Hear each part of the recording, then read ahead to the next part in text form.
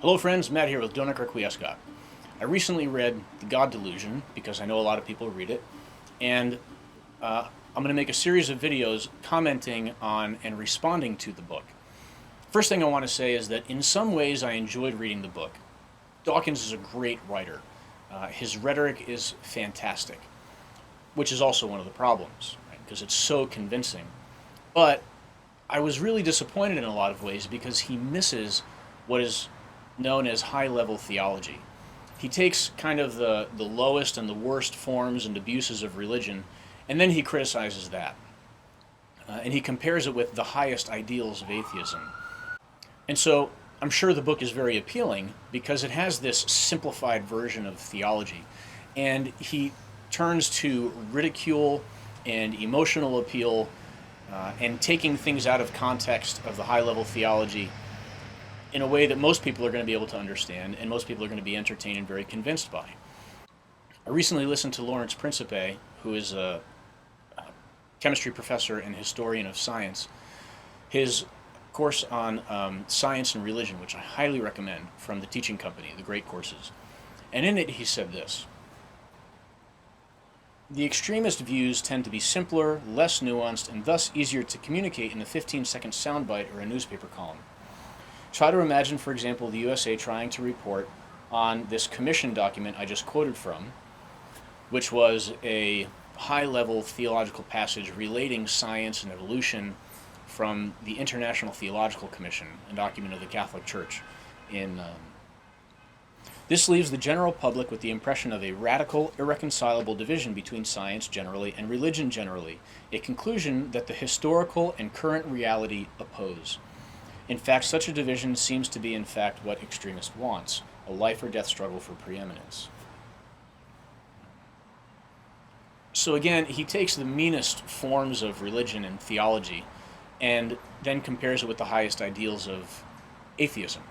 Right? And he's constantly taking the Bible and theology out of context, which he himself makes the point later in the book, at one point, about the injustice of taking historical data, out of the context of the time period and judging it by the current ideals of the day. And yet that's what he seems to do over and over again. And that's certainly what he does when it comes to ideas and the morality and the theology of Christianity. But even when he himself says that it's an injustice to take things out of their context, he's perfectly right.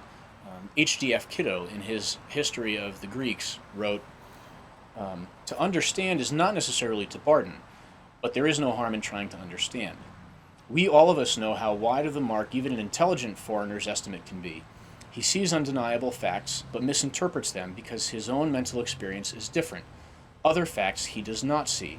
The foreigner easily misses the significant thing." And this seems to me to be exactly what happened with Dawkins in his book. As for his critique of God, he never even comes close to the high-level understanding of God as presented by Catholic theology throughout the ages. So that's my general overview. And so let's jump in. Chapter 1, his introduction. There was an interesting quote that I found. He says, "Human thoughts and emotions emerge from exceedingly complex interconnections of physical entities within the brain." Emerge where? Into what? And from what, right? So he's saying there are these interactions in the brain, and then the human thoughts and emotions emerge. Well, that's a spatial term. It's emerging, right? Is it emerging into the person? So is there something separate from the brain? That demonstrates not very good philosophy, right? Understanding of what is the nature of the human person. And if it's emerging out of the brain, then what is it going into? So it seems to me like an unexamined statement that he made there that I just wanted to point out. He spends a lot of time trying to argue about scientists and whether or not they believed in God, which is ultimately an ad hominem. Whether or not there have been a lot of scientists who are atheists or a lot of scientists who are believers in God, it's an appeal to authority and an appeal to the wrong authority. Right? Scientists are not necessarily experts on theology. There have been a lot of scientists who have demonstrated themselves terrible philosophers. Dawkins is one in this book. Lawrence Krauss in his book, A Universe from Nothing, disregards the philosophical understanding of nothing and then makes up his own. And he calls something nothing that isn't nothing. It's something. He also takes the time to distinguish supernatural religion, so the idea of a personal God, from natural religion, what he calls the religion, the understanding of Einstein, right? This sort of force that's there behind nature, and perhaps one with nature. And he says that only the supernatural gods are delusional. What he seems to be doing implicitly, again, not explicitly, but implicitly, which makes it all the more dangerous, because he's just trying, it's like slipping in there, is he's promoting the old science versus religion warfare myth. The Stanford Encyclopedia of Philosophy says the vast majority of authors in the science and religion field is critical of the conflict model and believes it is based on a shallow and partisan reading of the historical record. So people who look at science and religion and see this fundamental conflict, Stanford Encyclopedia of Philosophy, the author of this article, is saying that comes from a shallow reading of history. It is unclear whether religious and scientific thinking are cognitively incompatible. Some studies suggest that religion draws more upon an intuitive style of thinking, distinct from the analytic reasoning style that characterizes science. On the other hand, the acceptance of theological and scientific views both rely on a trust in testimony, and cognitive scientists have found similarities between the way children and adults understand testimony to invisible entities in religious and scientific domains. So the way that children and adults understand invisible entities in both science and religion seem to have similar cognitive bases. Moreover, theologians such as the Church Fathers and Scholastics were deeply analytic in their writings, indicating that the association between intuitive and religious thinking might be a recent Western bias. More research is needed to examine whether religious and scientific thinking styles are inherently in tension. So the idea that religion is just sort of out there and touchy-feely and all about emotion, but science is hard, analytic, logical, seems to be a recent Western bias. Anybody who reads, say, Thomas Aquinas, for example, right? You open up the Summa Theologiae, you will never encounter a more rigorously logical person than Thomas Aquinas and the scholastic writers. And all the theologians, the great theologians that the church holds up as examples, are incredibly logically rigorous and deeply analytic in their writing, as this quote just said. Again, Lawrence Principe says, one of the best things about history, to my mind, is that it gives us a sense of perspective, a perspective that often reveals how strange and atypical our times are in relation to the past. So given the widespread public acceptance of the conflict model, he's talking here about the science versus religion conflict, that idea that these things are inherently in conflict with one another and have been historically. It comes as a surprise to many people to learn that no historians will support it. Let me be clear. The idea that scientific and religious camps have historically been separate and antagonistic is rejected by all modern historians of science. In reading the Haeckels, the Hoyles, the Sagans, the Dawkins, the Drapers and their tribe, one can see easily the foundations of this depiction and why it causes justifiable anxiety. There are today notable and high-profile scientists who use op-ed pieces, popular books and programs, and other public pulpits to proclaim the gospels of materialism, atheism, and scientism. When such positions are argued for rationally and with philosophical sophistication, it will certainly lead to interesting and productive discussion, but too often the claims are philosophically naive and clothed in arrogant sarcasm and dismissive disdain. It's no way to carry out a discussion. Philosophically naive, arrogant sarcasm and dismissive disdain. I would say that characterizes Dawkins' book quite well. Science does not tell you, in fact cannot tell you, that no supernatural activity exists or that God might not be operating behind secondary causation. A scientist is perfectly free, of course, to adopt an atheistic or materialist stance, but not to say that his position is a necessary consequence of science.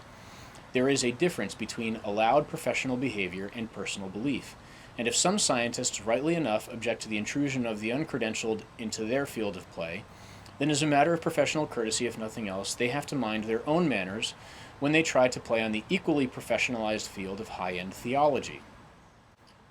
Walker Percy, who was originally trained as a doctor and then was a convert to the Catholic faith and became a writer, author, even published some articles in philosophical journals, wrote, "The great paradox of the Western world is that even though it was in the Judeo-Christian West that modern science arose and flourished, It is Judeo-Christianity which the present-day scientific mind finds the most offensive among the world's religions.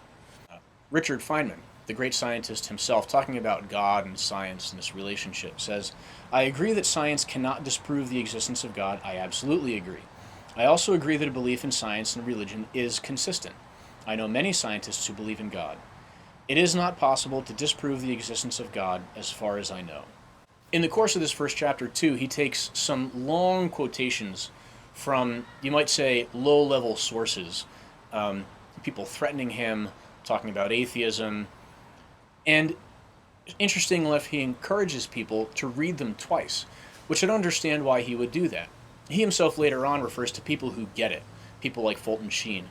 So if he wants to do a good job and actually do justice to the opposing side, why not focus on the people who get it and try to do justice to their positions rather than holding up the low end for ridicule? And that's what I mean by the rhetoric. The rhetoric is fantastic because he's got so much material to work from, unfortunately. But he completely misses the high-end theology. And in picking on the low end, there's plenty of the low end to go around. H.D.F. Kiddo, in his History on the Greeks, wrote, "I have not tried to idealize, though I deal with the great men rather than the little ones, and with philosophers rather than rogues. It is from the mountaintops that one gets the views. And rogues are much the same everywhere, though the Greek rogue seems to rarely have been dull as well as wicked. There are rogues everywhere, independent of faith, nationality, culture, location, geographically. So if we really want a good comparison, we ought to focus on the mountaintops, right, as Kiddo says, instead of comparing the mountaintops of the ideology of some atheists with the bottom of the barrel abuse of religion from others." And in his understanding of God, he offers kind of a definition of God here that I want to point out.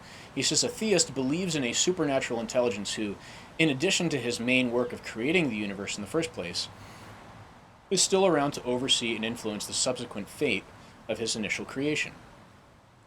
Again, this is not the God that I believe in. It's not the God of rigorous Catholic theology. First of all, it looks like a time-bound God, a God who exists in time, who sticks around. He's talking about a God whose main work is creation. The God of Catholicism, the main work, is his own existence. He is the very essence of existence. Right? He is necessary being, and he is one pure act of existence. He doesn't have to create. The creation is not his primary work, you could say. And then he also seems to talk about God here as if he's spatial. He sticks around like he's still here, right? Like a puppet, like a puppeteer who's controlling things. But that's not at all. God is not temporal, and he's not spatial. So he misses out on the official God of the largest Christian denomination in the world. At the end, he hits on a theme that he'll come back to later, this special privilege that religion seems to get with tax exemptions and things like that. And I don't have a lot of comment there, it's just an observation, yes. And so there's my general overview and my critique of the first chapter. Please stick around, watch the other videos when I make them, and please subscribe and share with your friends.